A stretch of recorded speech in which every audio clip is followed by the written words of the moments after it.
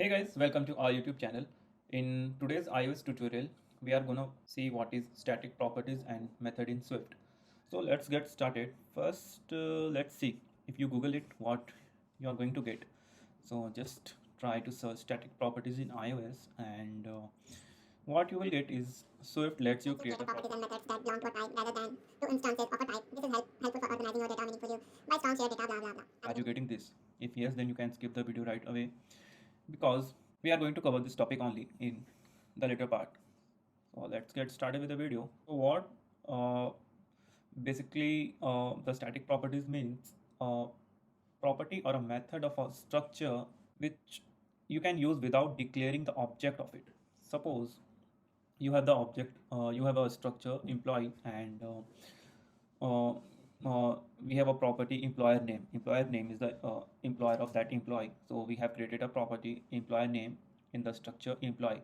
Now, what if you can directly access the employer name without creating the object of the employee structure? So if you are able to do that, you are able to create the static property. So let's see. First, let me write a basic structure for the employee, and this is also going to be the string. Okay, so we have created the basic structure of employee. Now let's quickly create some of the objects of the employee class. So let's create the employee one, and here we have to pass the employer name. So let's assume it IBM. I'm not so lucky to work in the IBM, that's why I'm assuming it. Okay, so let's give a name here. Now again, let's create a one more object and name it employee 2.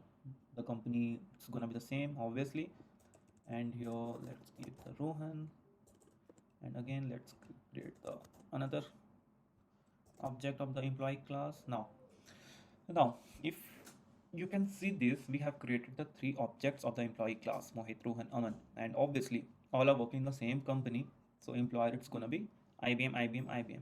So as you can see here, we are repeating the same thing again and again, and whenever we are repeating the same thing in programming, we must give it a second thought, because it's a bad practice. In anything which is getting repeated again and again, then we have to modify or optimize our code. So here also we are going to optimize it, and with the and how we are going to optimize it? We are going to optimize it by creating the static property. Now since all the employee working in the same company, so the employer name, it will be the same for all the employee. And for that, what we can do, we can create a static property. Static, or what we can do, no need to create a new static property. We can make this employer name as a static property. Okay, now you will see we have started getting the errors. Why we are getting the errors? Because now the this employer name is no more part of the object. It is a part of the employee structure, because all the employee will have the same employer name. So what we have done, we have created a static property of the employee. It means we are saying that, hey Xcode, we have a employer name common for all the employee. So what I want to set it as IBM. Now you have declared the static property employer name as IBM as string, which belongs to the class, which belongs to the structure, not the object of it. So since it belongs to the structure, we have to delete it from the object. No need to declare it again and again at the object level, because we have already declared it at the structure level. Now you can see, now it will not give any error. Okay, it's good now. So for, let's check it, is it coming or not. So let's write a print statement, and here we can now directly access the employer from the employee structure. Here you go. Here we are not creating the object of the structure. Here we are directly trying to access the employer name from the structure. Now let's run it, and you can see the IBM is coming. Okay, so this is the use of static properties. Static properties, which is something belongs to the structure, not to the object. And here now if you look at the definition, you will get it more better. So it lets you create a properties and methods that belong to a type. Type means that belong to a structure rather than to the instance of a type. It means not for the, it does not belong to the instance, means object of a type. So this is what we have done. Now what we have done, we have created the property. Similarly, you can create the method as well. So to create the method, uh, so since all the employee work in the IBM company, so they will have many things common, like their growth cycle.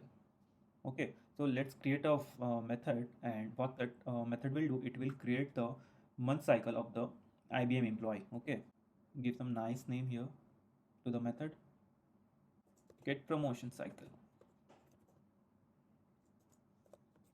Okay, and here print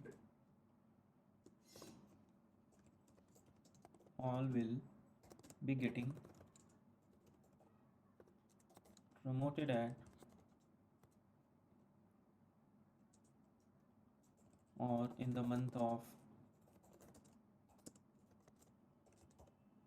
June. Okay, now if you see here, you can directly access this method by the structure itself.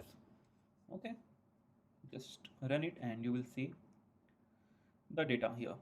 Okay, now why we have created this method as a static, because all the employees, since all the employees are working in the IBM, so their promotion cycle will be also same. So no need to create this promotion cycle at the structure level, sorry, at the object level. We can create it to the type level, which is the structure level. So this is the use of static properties and methods in Swift.